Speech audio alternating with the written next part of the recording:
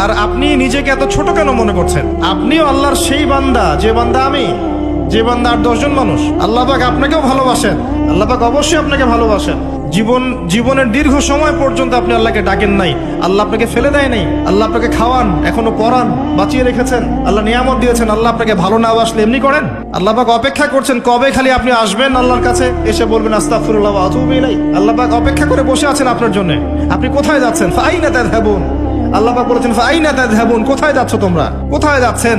টাকার পিছনে, বাড়ি গাড়ি, স্ট্যাটাস, স্ত্রী সন্তান, ভোগ বিলাসের পিছনে?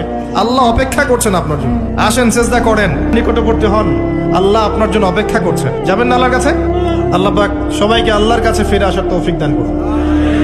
এটাই হোক আমাদের কাছে আসার গল্প, এটাই হোক আমাদের কিসের গল্প?